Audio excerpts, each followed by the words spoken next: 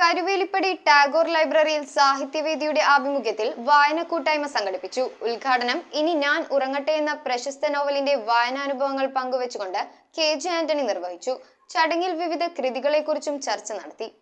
വായനക്കൂട്ടായ്മയും പുസ്തക ചർച്ചയുമാണ് കരുവേലിപ്പടി ടാഗോർ ലൈബ്രറിയിൽ സാഹിത്യവേദിയുടെ ആഭിമുഖ്യത്തിൽ നടത്തിയത്. ഇനി ഞാൻ ഉറങ്ങട്ടെ എന്ന പ്രശസ്തമായ നോവലിന്റെ വായനാനുഭവങ്ങൾ പങ്കുവച്ചുകൊണ്ട് KJ ആന്റണി ചർച്ചയുടെ ഉദ്ഘാടനം നിർവഹിച്ചു. തുടർന്ന് Abdulla Mattancherry, Sebastian Antony, PS Sainudheen, Srikanth Mattancherry, KF Joseph, KA Basheer, Britto Vincent, KP Sasidharan എന്നിവർ വിവിധ കൃതികളെക്കുറിച്ച് സംസാരിച്ചു. വായനയുടെ വ്യത്യസ്ത തലങ്ങളെക്കുറിച്ചും സാഹിത്യ നിരൂപണ മേഖലയിലെ സമകാലിക അവസ്ഥകളെക്കുറിച്ചും ചെറുകഥാകൃത്തുക്കളായ സമദ് പനേപ്പള്ളി, MP രമേശ് എന്നിവർ അഭിപ്രായങ്ങൾ പങ്കുവച്ചു. KA ബഷീർ താൻ രചിച്ച 2 കൃതികൾ ലൈബ്രറി പ്രസിഡന്റിന് കൈമാറി. സാഹിത്യവേദി പ്രസിഡന്റ് സീന മാധവൻ അധ്യക്ഷത വഹിച്ച യോഗത്തിൽ PP ജയപ്രകാശ് സ്വാഗതവും CS ജോസഫ് നന്ദിയും പറഞ്ഞു. News bureau, Kochi. 300-ലധികം ഡിഷസുകളാണ് സോൾട്ട് നിങ്ങൾക്ക് ഒരുക്കിയിരിക്കുന്നത്. അതിൽ നാടൻ മുതൽ ചൈനീസ്, അറബിക്, മലായി, സ്പാനിഷ് ഇതെല്ലാം നിങ്ങൾക്ക് കൊച്ചിക്കായലിന്റെ സൗന്ദര്യം ആസ്വദിച്ചിരുന്ന് കഴിക്കാം.